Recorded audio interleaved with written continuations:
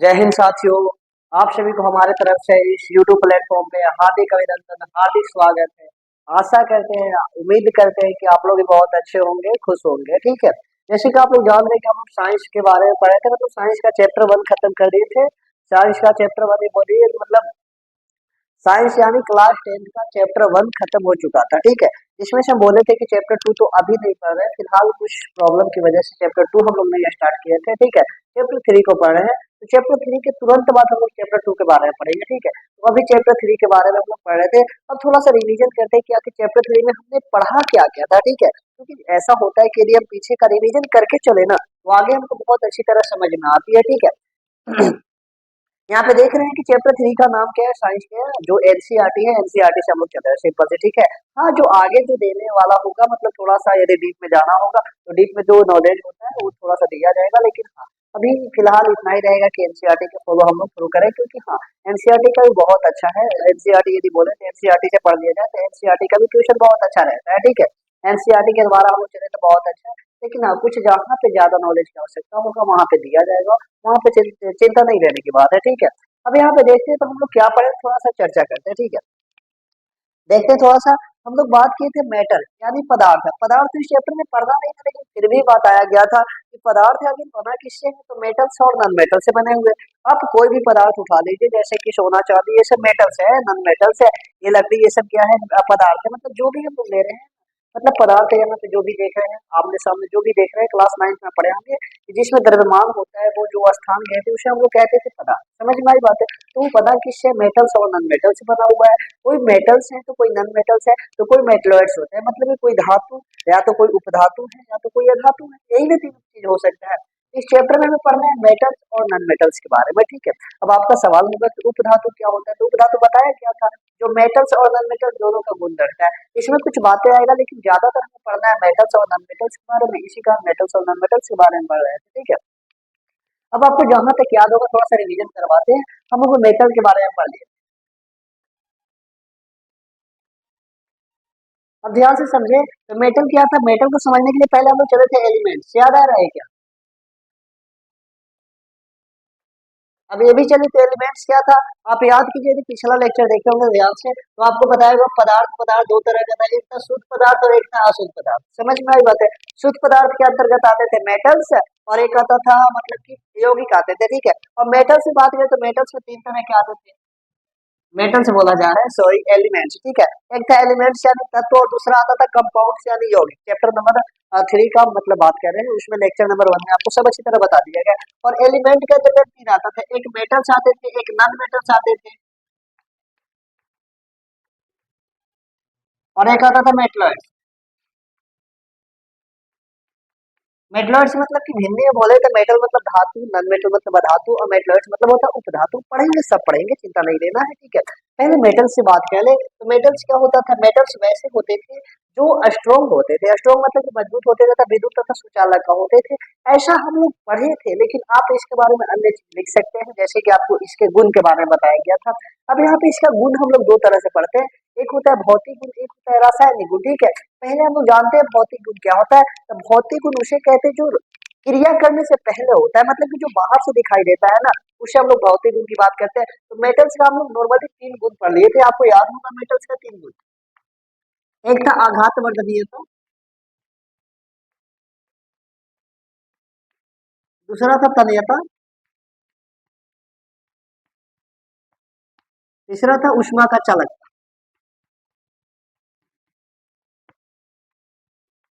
अब ध्यान से समझे, तो आघात वर्धनीयता को इंग्लिश में बोलते थे क्या था, मेटाबिलिटी।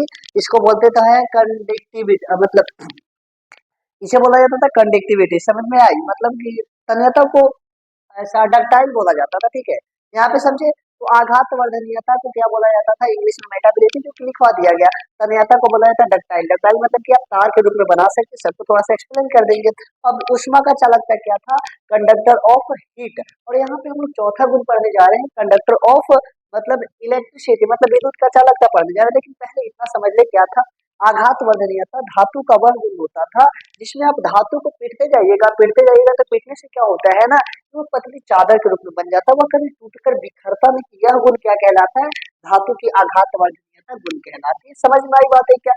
तो ये तो ऐसा पूछा नहीं जाता है, लेकिन ऐसा पूछा जाएगा कि सबसे पतली चादर के रूप में किस धातु को बनाया जाता था, तो लिखवाया था इसमें सोना और चांदी दो ऐसे धातु होते हैं जिनको सबसे पतली से पतली चादर के रूप में बनाया जा सकता है। अब दूसरा आते थे तन्यता। तन्यता मतलब कि तानने का गुण, तान करके लंबा करने का गुण, मतलब कि लंबा करने का गुण ऐसा धातु में पाया जाता है। अधातु कभी नहीं होता कि धातु को आप तान कर लंबा कर देंगे, ऐसा कभी होता है क्या? नहीं ना। तो तन्यता का गुण केवल धातु में पाया जाता है, मतलब कि बोले तन्यता धातु का वह गुण होता है जिसमें धातुओं को तान कर लंबी तारों के रूप में बनाया जाता है, उसे हम लोग तन्यता का गुण कहते थे। इसी कारण, यही गुण के कारण क्या होता है कि धातु का हम लोग वायर बनाते, जैसे कॉपर हो गया, एल्यूमिनियम हो गया, ये सब को हम लोग क्या कहते थे, वायर के रूप में तानते थे, जिसे हम लोग क्या कहते हैं, वायर बनाते हैं। अब इसमें भी एक क्वेश्चन पूछा जाता है कि सबसे ज्यादा, सबसे लंबा ताने जाने वाले धातु का नाम बताइए, तो बताया गया था इसमें सोना और चांदी, लगभग दोनों सेम गुण दर्शाते थे, लेकिन चांदी से ऊंचा आता था सोना। मतलब कि बताया था कि सोना को, 1 ग्राम सोना को आप लगभग 2 किलोमीटर तार के रूप में आप बना सकते। बताइए, यहाँ से 2 किलोमीटर दूर यहाँ तक है क्या, वो भी 1 ग्राम सोना को 2 किलोमीटर तार के रूप में बनाया जा सकता है, इतना ज्यादा इसकी तन्यता होती है, बताइए। और दूसरा बार में आता था सिल्वर यानी चांदी की बात की जा रही है, ठीक है। इसके बाद कॉपर आता है, एल्यूमिनियम आता है, जिसका हम लोग वायर के रूप में प्रयोग करते हैं। अब सोना चांदी का क्यों नहीं प्रयोग करते, क्योंकि ये कॉस्टली ज्यादा होता है, ठीक है। अब आते हैं उष्मा का चालकता। उष्मा का चालकता क्या होता है? उष्मा का चालकता यह गुण होता है धातुओं का कि यदि धातु से बनी हुई कोई वस्तु को आप एक सिरे को गर्म करते हैं तो दूसरा सिरा अपने आप गर्म हो जाता है। ऐसा आप धातु में देखते हैं, कभी अधातु में ऐसा नहीं होता है, ठीक है। यह गुण धातुओं का उष्मा का चालकता कहा जाता है, ठीक है। अब ऐसा इसमें भी लिखवाया गया था कि सबसे ज्यादा उष्मा का चालन कौन सा धातु करता है, तो याद रखना, तो सिल्वर यानी चांदी। चांदी एक ऐसा धातु होता है जिसमें यदि एक सिरा को गर्म करें तो दूसरा सिरा इतना जल्दी गर्म होता है कि उतना ज्यादा, मेटल में कोई ज्यादा जल्दी गर्म नहीं। इतना तक हम लोग पढ़े थे। और आज लगभग लगता है कि धातु का भौतिक गुण खत्म हो जाएगा, ठीक है। अगले चैप्टर में, अगला लेक्चर में हम लोग स्टार्ट करेंगे धातु का रासायनिक गुण। इससे पहले हम लोग अधातु की भी भौतिक गुण होता है, उसके बारे में चर्चा कर लेंगे। इसके बाद रासायनिक गुण में एंट्री करेंगे, ठीक है। तो भी उससे बातें छोड़ दीजिए, पहले इतना समझते हैं। 3 गुण आपको अच्छी तरह से क्लियर होगा। आज चौथा गुण पढ़ने वाले, ज्यादा नहीं, 3-4 गुण और है, उस सबको पढ़कर आज खत्म कर देते हैं, ठीक है। चलिए, आशा करते हैं इतना तक आपको अच्छी तरह से क्लियर होगा, बिकॉज पीछे का क्लियर होगा तो आगे आपको 100% अच्छी तरह से समझाने का काम मेरा होता है, हम समझा देंगे अच्छी तरह से, ठीक है। चौथा गुण होता है विद्युत का चालकता। यदि हम बोले थे कि आप पहले क्या कीजिएगा, यदि समझ में आती है बातें तो लिख लिया कीजिए खुद से, यदि हम तो नहीं तो एनसीईआरटी के थ्रू हम ऐसे तो खुद से लिखवा सकते हैं, ठीक है। यदि यहाँ पे हम लिखवाएं तो आपको याद करके लिखना पड़ेगा, मतलब कि लिख करके याद करना पड़ेगा, लेकिन आप ऐसा ना चाहो कि हमें याद करना पड़े, आप सोचो कि हमें समझ में आ जाए और समझ करके खुद से हम लिख सकते हैं, ठीक है। तो देखो विद्युत का चालकता है क्या होता है, पहले हम इसे लिख देते हैं, लिखने के बाद क्या करते हैं, समझते हैं। और लिखते समय क्या किया जाएगा, वीडियो को थोड़ा सा पॉज किया जाएगा, वहां पे थोड़ा सा एंट्री, मतलब कि थोड़ा आप लोग लिख लीजिएगा। इसके बाद क्या किया जाएगा, वीडियो को थोड़ा बढ़ा करके आपको समझाते समय यहाँ पे अच्छी तरह समझा जाएगा, ठीक है। लिखेंगे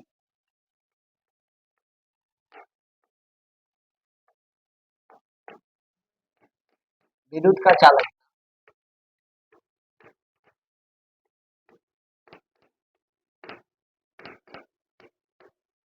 धातु का वह गुण होता है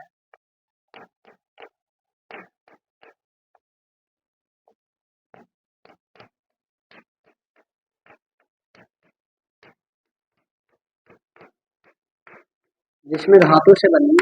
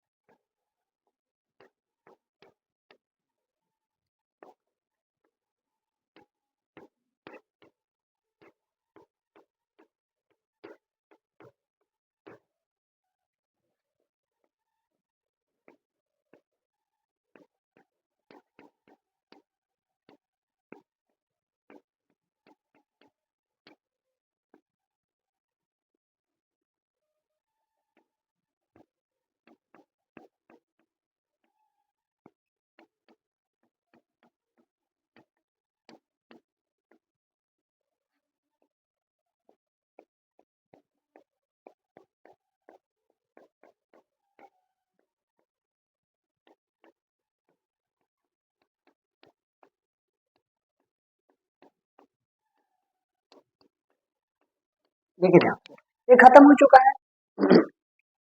विद्युत का चालकता समझे तो क्या होता है, देखिएगा ध्यान से, थोड़ा सा गर्मी ज्यादा हो रहा है, ठीक है।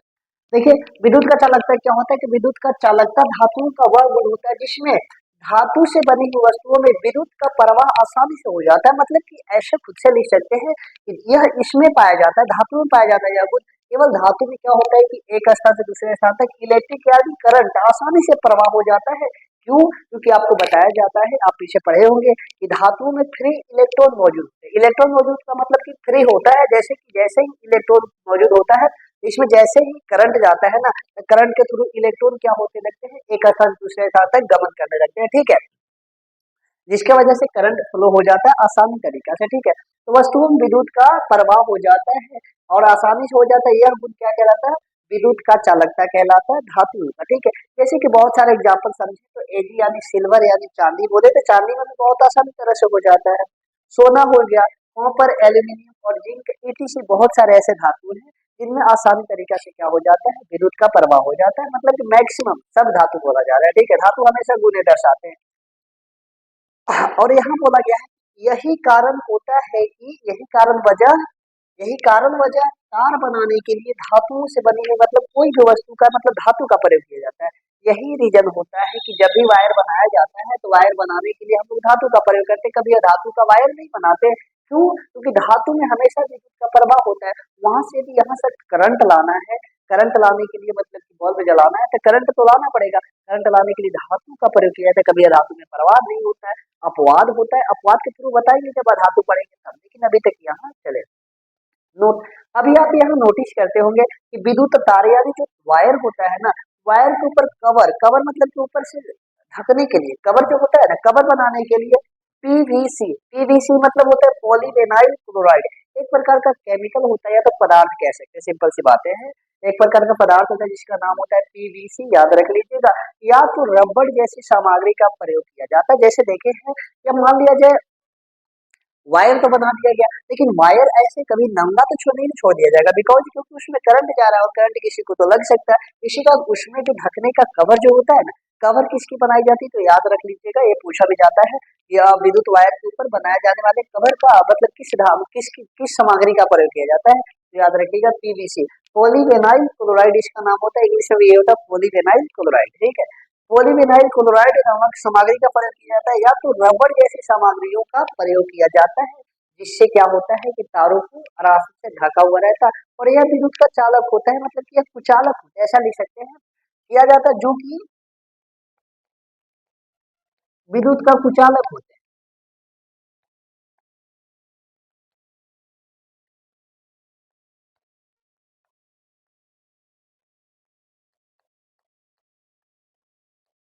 कुचालक होता है, मतलब कुचालक को हम अचालक भी कह सकते हैं, समझ में आई बात है? एक होता है चालक, चालक को सुचालक भी कहते हैं, चालक को सुचालक भी कहते हैं, उसी प्रकार कुचालक को अचालक भी कहा जाता है। मतलब यह समझना है, यहाँ पे जो कवर बनाया जाता है, कवर क्या होता है, एक प्रकार का सामग्री होता है, उस सामग्री का नाम होता है पीवीसी या तो रबड़ जैसी सामग्री का प्रयोग किया जाता है। वह क्या होता है, विद्युत का कुचालक होता है जिसमें विद्युत प्रवाह नहीं होता है। इसी कारण से आप ऊपर जब टच करते हैं तो कभी करंट नहीं आता, लेकिन अंदर वाला जो तार होता है उसमें आपको करंट लग सकती है, इसी कारण वहां पे ढकने के लिए, करंट से बचने के लिए ऊपर से कवर लगाया जाता है। यहाँ तक आपको बातें समझ में आया होगा। अब आते हैं पांचवा गुण, पांचवा गुण क्या होगा, ठीक है। इसमें क्या है ना कि एनसीईआरटी में एक क्रियाकलाप दिया हुआ, क्रियाकलाप मतलब क्या बोला गया है कि आपको एक बैटरी लेना है। यदि इसमें थोड़ा सा मैं क्रियाकलाप कराऊं तो क्रियाकलाप में ये बोला गया है कि आपको एक बैटरी लेना है। बैटरी मतलब ऐसा सिंबल आपको पता हो, और यहाँ पे बल्ब जोड़ देना है।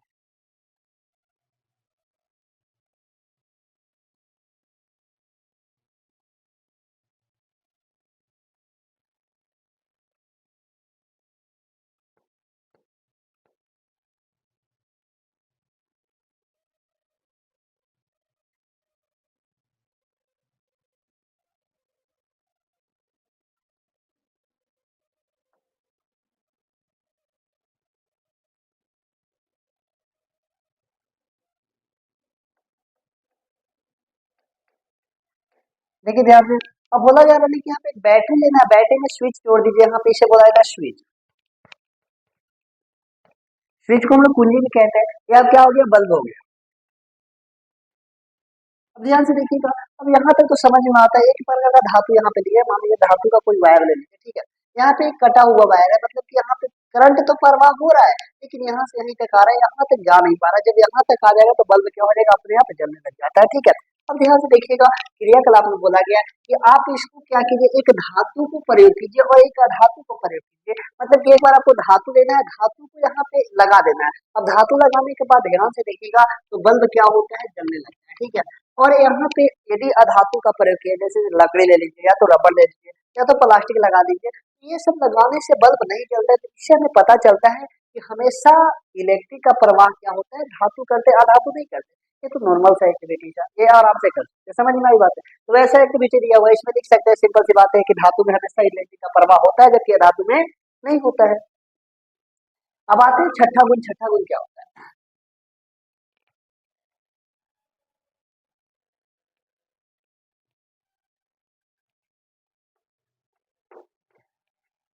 छठा नहीं, पांचवा, चौथा के बाद पांचवा गुण आएगा ना। पांचवा गुण होता है कठोरता।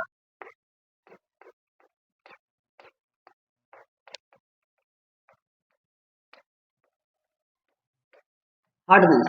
हार्डनेस क्या होता है, अब देखिए ध्यान से कि हार्डनेस यानी धातु, प्राय आपको क्या देखने को मिलेंगे, कठोर देखने को मिलेंगे। लेकिन अधातु की बात करें तो अधातु ऐसा कठोर नहीं होता है, लेकिन धातु हमेशा कठोर होता है। तो धातु का कठोर होना यही गुण कहलाता है, धातु की कठोरता। सिंपल सी बात है, लिख सकते हैं क्या।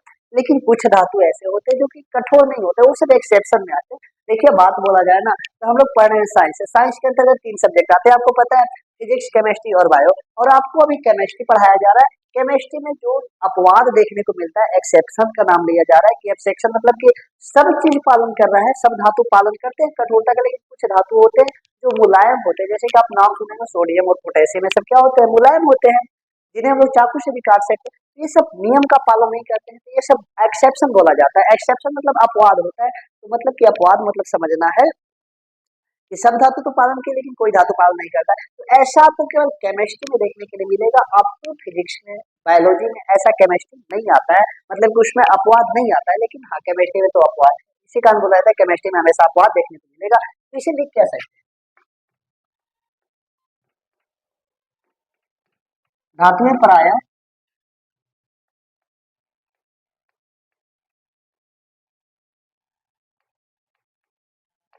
कठोर होती है।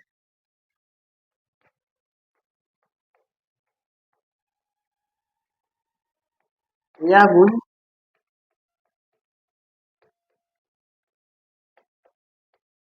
धातु की कठोरता का लाभ।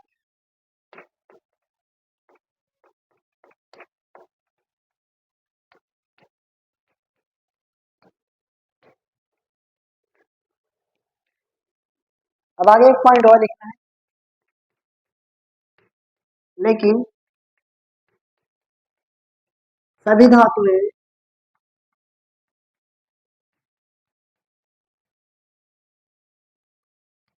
एक समान कठोर नहीं होती, या एक बराबर एक समान ही अच्छा रहेगा।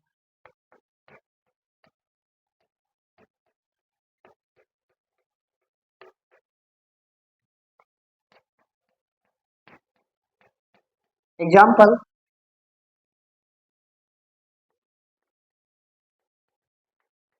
सोडियम, पोटेशियम तथा लिथियम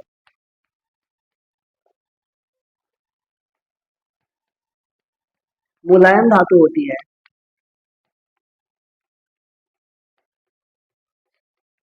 विषय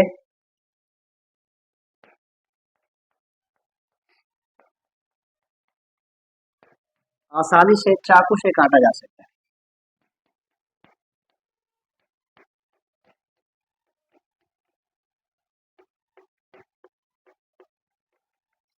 ये बातें आप यदि हो सके तो कतई याद रख लीजिएगा, क्या बोला जा रहा है ना, कठोरता धातु का वह गुण होता है जिसमें धातु प्राय कठोर होती है। कठोर होने का मतलब कि अधातु आपको कठोर ज्यादा नहीं मिलेगा, ठीक है। नॉर्मल से आप तोड़िएगा तो टूट जाता है, लेकिन हाँ, धातु ऐसा कभी नहीं होता, धातु हमेशा कठोर होते हैं। यह गुण धातु की कठोरता कहलाती है। अब अगला पॉइंट है, लेकिन सभी धातुएं एक समान कठोर नहीं होती। बात तो बराबर है ना, सभी धातुएं कैसे एक समान कठोर हो सकता है। लोहा जितना कठोर होता है, क्या एल्यूमिनियम उतना हो सकता है? नहीं हो सकता है। इसी कारण बोला जाता है सभी धातु एक समान कठोर नहीं होती है। बहुत सारे एग्जाम्पल लिख सकते हैं। अब स्टार लगा के इसको लिखना है। Na मतलब सोडियम और K मतलब पोटेशियम और Li मतलब होता है लिथियम। ऐसा तो पढ़े होंगे आप लोग। ये तीन धातु ऐसे हैं जो मुलायम धातु होते हैं। सब अपवाद है, मतलब कि सब धातु पालन करते हैं, लेकिन ये तीन धातु पालन नहीं करते। ये क्या करते हैं? ये मुलायम धातु है और इतने मुलायम होते हैं कि इन्हें आसानी से चाकू से काटा जा सकता है। याद रखिएगा, ऐसा पूछा जाता है कि चाकू से काटे जाने वाले धातु का नाम बताइए, तो चार ऑप्शन दे दिया जाएगा, तीनों में से कोई भी डाल दिया जाएगा। समझ में आई बात है? सोडियम, पोटेशियम, लिथियम, कोई भी, तो आपको आराम से पहचान लेना होगा। तो आराम से बस इसे याद रखना। और इतना ज्यादा पढ़ रहे हैं, मतलब पढ़ने का मतलब इतना ज्यादा सवाल नहीं पूछा जाता आपसे, एक्सेप्शन से सवाल पूछा जाता है। ऐसा कंपटीशन में होता है कि कंपटीशन में भी एक्सेप्शन से सवाल दिया जाता है कि चाकू से काटे जाने वाले धातु का नाम बता दीजिए, तो बताइए कंपटीशन का भी यहाँ सवाल निकल गया। ये सब होता है, ऐसा नहीं इतना सारा कठोर होता है। क्या होता है ये सब तो पता है, लेकिन एक्सेप्शन याद रखना पड़ता है। ये सबको स्टार लगा के लिखा चाहिए, ताकि हाँ कभी कॉपी उलट कर देखिए तो आपको तुरंत से यहाँ पता चल सके। समझ में आई बात है क्या? ये आपको 5 गुण अच्छी तरह से पता चल चुका होगा। अब आते हैं यहाँ पे छठा गुण। छठा गुण यही तो पढ़ लेते हैं, सातवां गुण आएगा तो सातवां गुण इसे मिटाकर पढ़ेंगे। छठा गुण क्या होता है?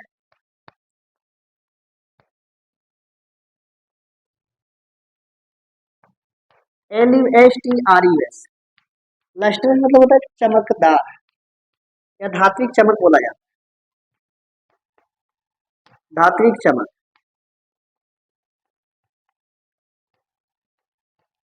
लिखेंगे इसमें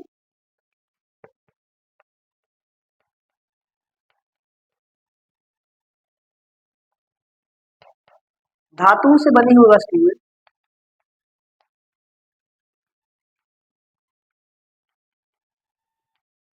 बनी हुई वस्तुओं का सतह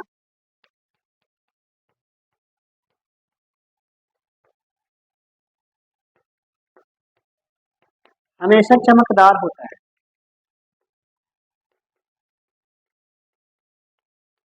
चमकदार होता है,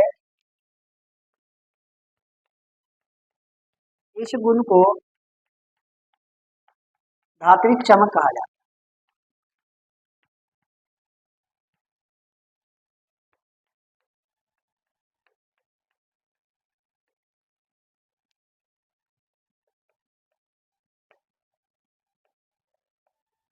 लेकिन कभी कभी धातु धूमिल हो जाती है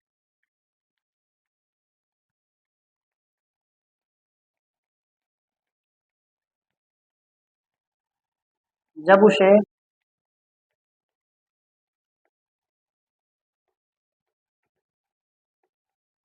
खुली वायु में छोड़ दिया जाता है।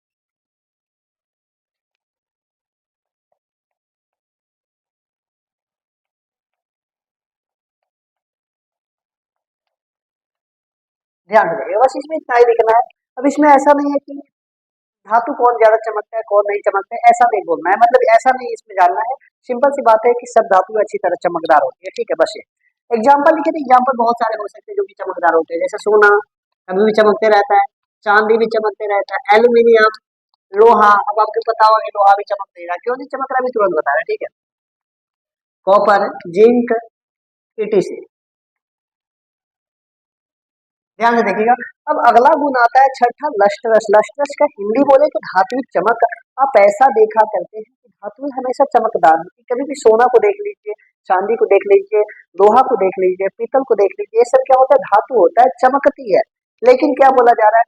धातु से बनी हुई वस्तुओं का सतह, सतह मतलब जो ऊपरी का सरफेस होता है ना, हमेशा चमकदार होता है। इस गुण को ही बोला जाता है धात्विक चमक कहा जाता है, ठीक है। अगला पॉइंट है, लेकिन सभी धातुएं धूमिल मतलब, लेकिन कभी ऐसा होता है कि धातु धूमिल हो जाती है। जैसे देखिए अभी बोल दिए हम कि सोना चमक रहा है, चांदी चमक रहा है, क्या लोहा भी चमक रहा है? क्या नहीं, लोहा क्यों नहीं चमक रहा है? कि कुछ धातुएं ऐसी होती है ना कि जो धूमिल हो जाती है। धूमिल होने का कारण क्या होता है?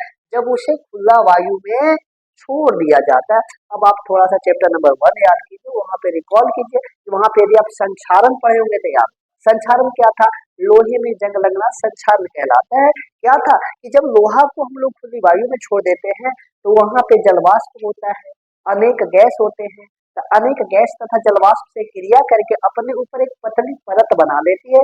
परत बनाने की वजह से क्या होता है कि क्या कहते हैं, लोहा तो चमकता था, लेकिन चमकने से मतलब क्या हो जाता है, वह फिर चमकना बंद कर देता है। क्यों? क्योंकि उसके ऊपर पतली परत बन जाती है। उस प्रक्रिया को बोला जाता था संक्षारण। और यहाँ पे वही बात है कि जब धातुओं से बनी वस्तुओं को खुली वायु में छोड़ दिया जाता है तो उसके ऊपर पतली परत बन जाती है। क्यों? क्योंकि वायु में क्या होते हैं, जलवाष्प होते हैं, बहुत सारे कारक होते हैं, जिससे क्या कर देता है, रिएक्शन करके वह अपने ऊपर परत बना लेता है, जिससे उसकी सतह क्या हो जाती है, धूमिल हो जाती है। धूमिल मतलब कि मैला हो जाता है। समझ में आई बात है? जिसे चमकता नहीं। अब ये भी कहना सही होगा कि सोना और चांदी में ऐसा क्यों नहीं होता है? सोना और चांदी तो हमेशा चमकते रहता है, और ऐसे धातु है कॉपर एल्यूमिनियम तो हमेशा चमकते रहते हैं। तो कारण इसका ये होता है कि सोना और चांदी जैसे धातु होते हैं, ये रिएक्शन बहुत कम करते हैं, लगभग न के बराबर होता है।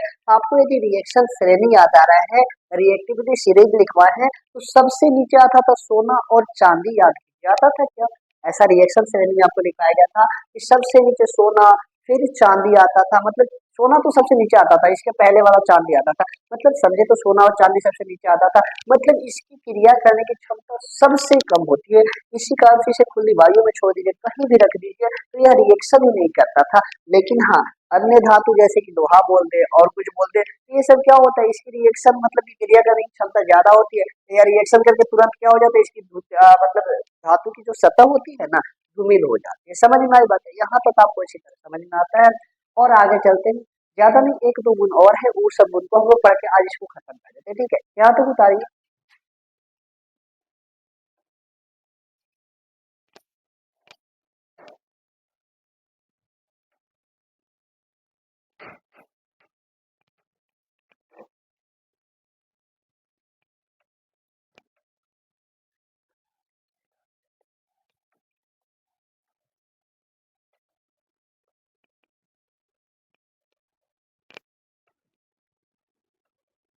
चलिए अगला गुण लिखते हैं। ये हो गया था पांचवा। ठीक है, चौथा पांचवा, अब आते हैं छठा। सोनोरस।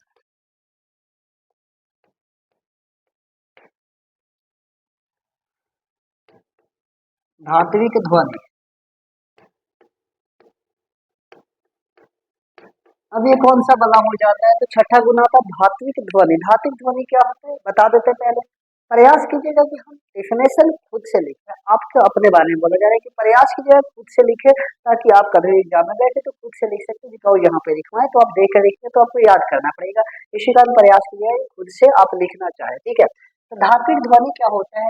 धात्विक ध्वनि धातुओं का वह गुण होता है जिसमें क्या होता है कि धातु को यदि कभी पीटा जाता है ना, तो उसमें एकदम से रिंगिंग साउंड आता है। जैसे कि यदि धातु की वस्तु को कभी पीटिएगा, हमेशा टन टन ऐसा मतलब रिंगिंग साउंड आता है, थोड़ा सा देर तक साउंड सुनाई देता है।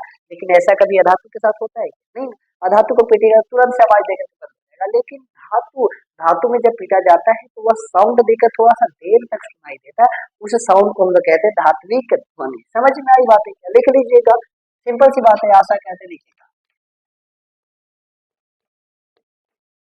जब धातु से बनी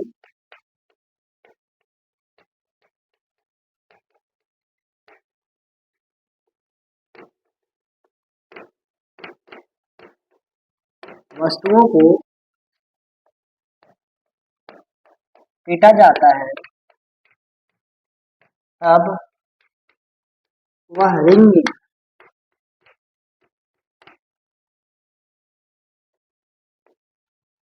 ध्वनि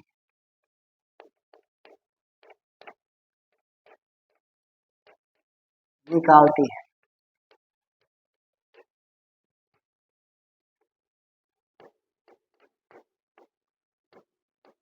जिसे ही धात्विक ध्वनि कहते हैं।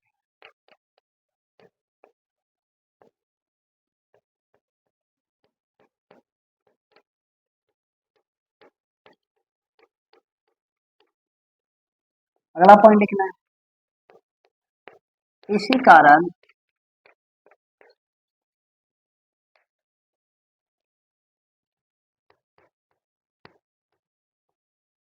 मंदिर का घंटा तथा आवाज देने वाली या आवाज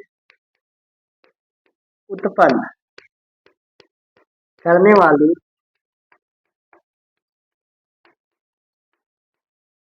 वस्तुएं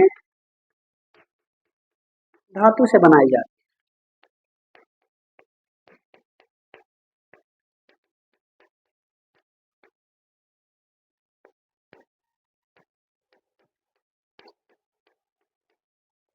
एग्जाम्पल कॉपर, जिंक, पीतल, लोहा।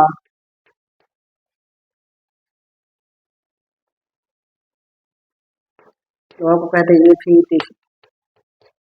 ध्यान से समझने वाली बातें क्या है, ये भी तुरंत बताया, जब धातु से बनी हुई वस्तुओं को पीटा जाता है ना, तब वह रिंगिंग रिंगिंग मतलब टन, जैसे कि पीटा ही जाता है तो टन, थोड़ा सा देर तक साउंड आती है, उस साउंड को हम लोग कहते हैं रिंगिंग, मतलब रिंगिंग कर रहा है, जैसे कि साउंड नहीं तो रिंग कर रहा है वैसा साउंड निकालती है, जिसे ही कहते हैं धात्विक ध्वनि बोला जाता है।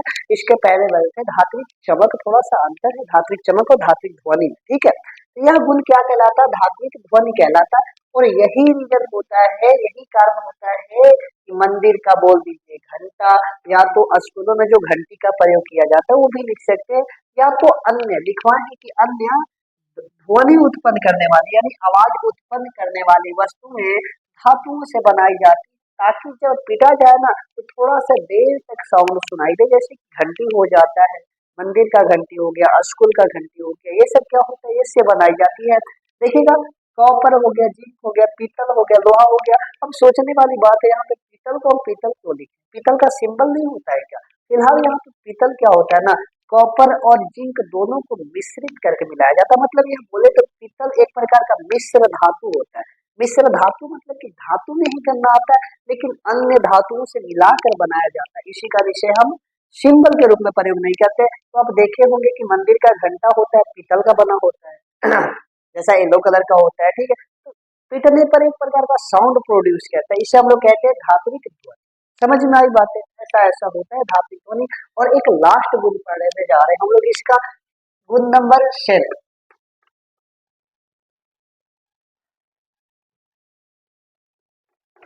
ELECT, electropositivity.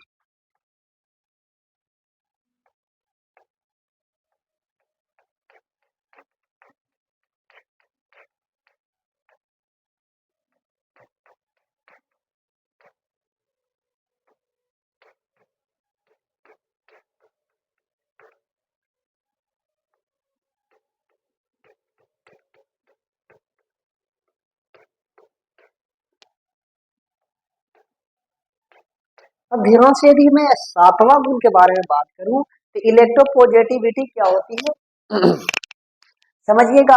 आप कभी भी धातु देखे होंगे ना, मान लिया जो सोडियम मेरे पास धातु है, तो सोडियम के ऊपर कभी भी आप ऐसा देखे हो, देखे ही नहीं देखे। और धातु बताते हैं, Mg मतलब मैग्नीशियम, मैग्नीशियम के ऊपर कभी भी दो ऐसा देखे, देखे हैं कि नहीं देखे, सही बात है बताइएगा। आगे बताए तो कैल्शियम, Ca मतलब कैल्शियम की धातु, इसके ऊपर भी दो। एल्यूमिनियम, एल्यूमिनियम के ऊपर 3+, ऐसा क्यों देखे हैं।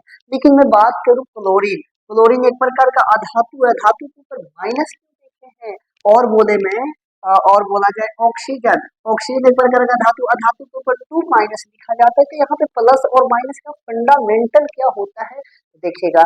जब प्लस चार्ज आता है तो उसे हम लोग कहते हैं तो पॉजिटिविटी, याद कीजिए ना, जब कोई धातु इलेक्ट्रॉन को दान देता था तो उस पर प्लस चार्ज आ जाता था। और कोई यदि मेटल मतलब कोई यदि बोले तत्व, जैसे कि अधातु बोल दिया जाए, अधातु क्या करता है इलेक्ट्रॉन को ग्रहण करता है तो उसके ऊपर माइनस चार्ज आ जाता है। अभी बातें समझ में नहीं आ रही होगी, लेकिन याद रखिएगा जो धातुएं होती है ना, हमेशा प्लस चार्ज होता है, उनपे एक रहे, दो रहे, तीन रहे, मतलब नहीं है। लेकिन हमेशा धातु के ऊपर आपको क्या भी देखने को मिलेगा, प्लस चार्ज देखने को मिलेगा। तो अब इसमें लिखा क्या जाएगा, कैसे लिखेंगे, ध्यान से लिखिएगा ना।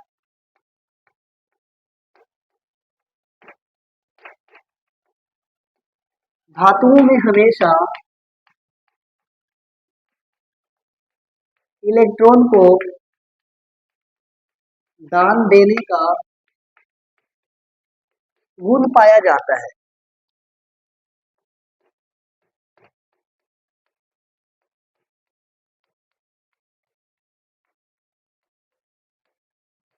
इस गुण को ही इलेक्ट्रॉन धनात्मकता कहते हैं,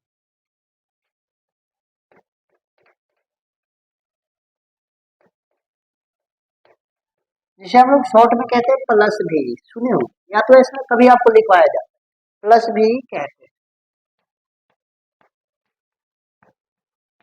क्योंकि धातुएं इलेक्ट्रॉन को तैयार कर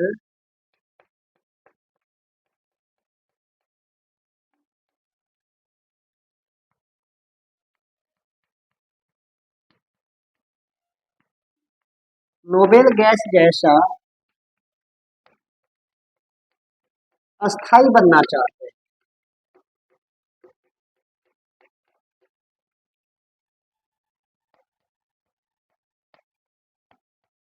अब एग्जाम्पल आप बहुत सारा लिख सकते हैं। जैसे कि आपके सामने लिखा हुआ है एल्यूमिनियम, सोडियम, पोटेशियम, ईटीसी। अब थोड़ा सा हम लोग एग्जाम्पल की ओर चले तो क्या बोला जा रहा है ना कि धातुओं में हमेशा यह गुण पाया जाता है कि वह इलेक्ट्रॉन को दान देता है। दान देने मतलब दूसरे को दान दे देता है। ऐसा कभी नहीं होगा कि धातु इलेक्ट्रॉन को ग्रहण करता है, ठीक है, वह हमेशा दान देता है। यह गुण पाया जाता है धातुओं में और इसी गुण को कहते हैं इलेक्ट्रॉन धनात्मकता। धनात्मकता मतलब इलेक्ट्रॉन को हमेशा दान देता है। क्यों? क्योंकि हमेशा धातुएं चाहती है कि हम इलेक्ट्रॉन को तैयार करके नोबेल गैस जैसा अस्थाई बन जाए। देखा होगा आपको पढ़ाया गया होगा कि हमेशा नोबेल गैस क्या होते हैं? अस्थाई होते हैं। क्यों? क्योंकि उसका बाहरी कक्षा में हमेशा स्टेबल यानी कि 8 इलेक्ट्रॉन पूरा रहता है, इसी कारण वह अस्थाई होता है। अब हर तत्व चाहता है, धातु हो या अधातु हो, प्रत्येक तत्व चाहता है, प्रत्येक तत्व चाहता है कि हम कैसे बन जाए? अपने पास वाले नोबेल गैस के जैसा बन जाए। समझ में आई बात है? मैं एक एग्जांपल दे रहा हूँ, आप अच्छी तरह से ध्यान से देखिएगा। जैसे कि पहले मैं नोबेल गैस लिखवा देता हूँ। आपको पता होगा helium, neon, argon, krypton, radon, xenon. ये इतना होता है क्या? नोबेल गैस होता है। सबका परमाणु संख्या लिखे तो हीलियम का 2 होता है, नियोन का परमाणु संख्या 10 होता है और आर्गन का 18 होता है परमाणु संख्या, ठीक है। अभी यहाँ तक याद है कि क्रिप्टन का बात करें तो 36 होता है, ठीक है। अभी यहाँ तक आपके सफिशियंट है। अब ध्यान से देखिएगा, मैं एक उदाहरण देता हूँ सोडियम, जैसे कि बात किया गया सोडियम के ऊपर एक प्लस रहता है, यानी प्लस लिखा हुआ है तो कुछ आगे पीछे नहीं है, मतलब एक यहाँ पे लिख सकते, कोई दिक्कत नहीं। यहाँ पे 2 लिखने का मतलब 2 प्लस, यानी कि 2 इलेक्ट्रॉन दान दे दिया है। और यदि बताए तो आप कभी कंपाउंड देखिए क्या कि Na हमेशा जो होता है ना, Na जो होता है Cl के साथ बॉन्ड बनाता है, ऐसा क्यों? कारण किस बात का? तो ध्यान से देखिएगा, अभी तुरंत एक बात बताएगा, बातों पे गौर कीजिएगा कि प्रत्येक तत्व चाहे धातु हो या अधातु हो, प्रत्येक तत्व चाहता है कि हम अपने पास वाले नोबेल गैस के जैसे बन जाए और अस्थाई हो जाए, क्योंकि कोई भी चाहता है कि हम अपने लाइफ में क्या हो जाए? अस्थाई हो जाए। तो ध्यान से देखिएगा, आपको इलेक्ट्रॉनिक कॉन्फ़िगरेशन बताया गया होगा। सोडियम का इलेक्ट्रॉनिक विन्यास निकाला जाए तो क्या निकालते हैं? 2, 8 और 1 निकाला जाता है क्या? ऐसा नहीं। चलिए थोड़ा सा डीप में चलते हैं हम लोग। थोड़ा सा ऐसे आपको बताया गया होगा 1s, 2s, 2p, 3s। ध्यान से देखिएगा, सोडियम का परमाणु संख्या 11 था, इलेक्ट्रॉन की भी संख्या 11। क्लास 9th में बातें आ चुकी थी कि जितना परमाणु संख्या होता है उतना इलेक्ट्रॉन की संख्या होता है। तो 11 परमाणु संख्या तो इलेक्ट्रॉन की संख्या 11। तो यहाँ पे हमको 11 है तो 11 इसके पास इलेक्ट्रॉन होगा तो कैसे कैसे भरा जाएगा? तो आपको पता है एस में 2 भरा जाता है, 2 भरा जाता है और पी में 6, और इसमें देखिएगा 2 2 4 4 6 10, और इसमें कितना भरा जाएगा? 11, क्योंकि 11 ही है ना। हम मानते हैं एस में 2 मैक्सिमम भरा जा सकता है। क्लास 9th में जो बातें हैं आपको याद होना चाहिए, ठीक है। एस में 2, पी में 6 और डी में आता है तो 10 और एफ में 14 आता है, बातें पढ़े होंगे, सबसेल होता है। तो यहाँ पे हम मैक्सिमम 2 लेकिन कम से कम 1 भर सकते हैं। तो एस में कितना भर दिए? अब ध्यान से देखिएगा, एक वाला अलग है तो इसमें कितना इलेक्ट्रॉन है? 2, हम 2 अलग रख लेते हैं, लेकिन 2 2 देखिए एक ही जगह मिल रहा है। इन दोनों के इलेक्ट्रॉन को मिला देते हैं, 6 और 2, 2 और 6 मतलब या 6 और 2 क्या है तो 8। अब यहाँ पे 3 वाला अलग हो गया, यानी बाहरी कक्षा में देखिए तो इलेक्ट्रॉन एक ज्यादा है क्या? ज्यादा, ज्यादा मतलब कि एक इलेक्ट्रॉन ज्यादा है। और हम बताएं कि क्या होता है, कोई भी तत्व अपने नजदीक वाले परमाणु संख्या मतलब कि नोबेल गैस के जैसा बनना चाहते हैं। तो बताइए सोडियम का परमाणु संख्या 11, यह बनना किसके जैसा चाहेगा? ऐसा नहीं चाहेगा कि हम एक इलेक्ट्रॉन दे दे तो किसके जैसा बन जाएंगे? नियोन के जैसा, क्योंकि नियोन का परमाणु संख्या 10 होता है, इसका परमाणु संख्या 10 होता है। तब बताइए 10 परमाणु संख्या तो इलेक्ट्रॉन की संख्या भी 10 होगा, और 10 प्राप्त करने के लिए एगो दे देगा तो 8 होगी, 10 को ना बचेगा, इसके जैसा बनेगा। इसी कारण यह एक इलेक्ट्रॉन को दे देता है, और इलेक्ट्रॉन देने के लिए क्या हो जाता है, जब देता है तो इस पे प्लस चार्ज आता है। क्यों आ जाता है, क्योंकि आपको पता है इलेक्ट्रॉन पे हमेशा का हमेशा माइनस चार्ज होता है, तो दान में देगा तो प्लस ही चार्ज आएगा ना। समझ में आई बात है। और देखिएगा ध्यान से, क्लोरीन के साथ बॉन्ड बनाने का मतलब क्या होता है कि आपको पता होगा, क्लोरीन का परमाणु संख्या 17 होता है क्या। क्लोरीन का इलेक्ट्रॉनिक विन्यास निकाले ऐसे करके तो क्या होता है, 2, 8 और 7। ध्यान से देखिए, इसके बाहरी कक्षा में कितना है, 7 इलेक्ट्रॉन है। और आपको एक बातें पता है, अब ऐसा बोलना होगा आपको कि क्लोरीन किसके जैसा बनना चाहता है। क्लोरीन ये अपने नजदीक वाले परमाणु यानी नोबेल गैस के जैसा बनना चाहता है, तो बताइए यह किसके जैसा बनना चाहेगा, नियोन के जैसा बनना चाहेगा कि आर्गन के जैसा बनना चाहेगा। सिंपल सी बातें है ना, वह अपने पास वाला देखेगा, मतलब आर्गन के जैसा बनना चाहेगा, 18 के जैसा बनना चाहेगा। तो अब बताइए 18 इलेक्ट्रॉन लाने के लिए क्या कर, 2, 8, 10, और यहाँ पे यदि 8 हो जाए तो 18 हो जाएगा। तो इसको एक इलेक्ट्रॉन चाहिए, तो ऐसा तो इसको साथ ही मिलना चाहिए, जो एक इलेक्ट्रॉन दान देने वाला होगा तब ना यह क्या करेगा, ग्रहण कर लेगा। तो अब जैसे ही एक इलेक्ट्रॉन ग्रहण करेगा तो इस पे आ जाएगा माइनस चार्ज। क्यों, क्योंकि इलेक्ट्रॉन पे हमेशा माइनस चार्ज होता है। तो जैसे ही इन्हें एक इलेक्ट्रॉन दान देता है, यह एक इलेक्ट्रॉन ग्रहण कर लेता है। जैसे कि एक इलेक्ट्रॉन दान दे दिया सोडियम, तो सोडियम पर कौन सा चार्ज है, प्लस चार्ज, लेकिन एक इलेक्ट्रॉन क्या कर लिया, या ग्रहण कर लिया। तो ग्रहण करेगा तो इस पे क्लोरीन पर माइनस चार्ज आ जाता है। समझ में आई बात है क्या। तो जैसे ही एक इलेक्ट्रॉन ग्रहण कर लेगा तो 7 से क्या हो जाता है, इसके पास 8 हो जाता है। तो यह किसके जैसा बन जाता है, आर्गन के जैसा बन जाता है। तो क्लोरीन हमेशा, मतलब कि कोई भी तत्व उसके जैसा बन गया, आर्गन के जैसा, तो यह भी क्या हो गया, अस्थाई हो गया। और सोडियम एक इलेक्ट्रॉन दे दिया तो वो भी अस्थाई हो गया। दोनों का बल्ले बल्ले, इसमें भी खत्म हो गया, इसमें अभी 8 8 हो गया, इसके में भी 10 हो गया, इसमें भी 18 हो गया। नियोन के जैसा बन गया, एक आर्गन के जैसा बन गया, दोनों अस्थाई हो गया। तो अस्थाई पाने के लिए दोनों क्या करते हैं, रिएक्शन करते हैं। जब तक कि कोई परमाणु अस्थाई नहीं हुआ है, इसका मतलब वह बहुत ज्यादा रिएक्टिव होता है, बहुत ज्यादा रिएक्शन करेगा। लेकिन हाँ, रिएक्शन करेगा क्यों, अस्थाई पाने के लिए। वैसे भी समझे तो हम लोग मेहनत करते क्यों है, ताकि हम अपने लाइफ में सक्सेस हो सकते हैं। समझ में आई बात है क्या। जब तक सक्सेस नहीं मिले तब तक रिएक्शन करते रहते हैं, मतलब कि हम लोग क्या कहते हैं, हम लोग स्ट्रगल करते रहते हैं। सेम कंडीशन यहाँ पे है। समझ में आई बात।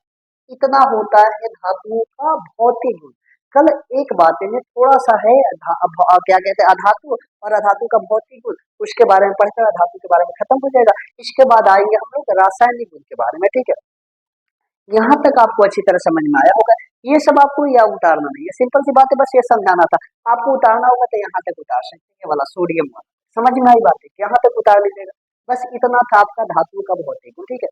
आशा करते हैं यहाँ तक आपको बहुत अच्छी तरह समझ में आया होगा। नहीं तो हम क्या कर सकते, फिलहाल आपको थोड़ा सा पीछे का दिख होगा, क्लास 9th में सब बातें बताया जाता है। ये सब आपको अच्छी तरह से याद होना चाहिए, पता होना चाहिए। लेकिन हाँ, प्रयास करेंगे कि यहाँ तक समझ में आपको अच्छी तरह आए।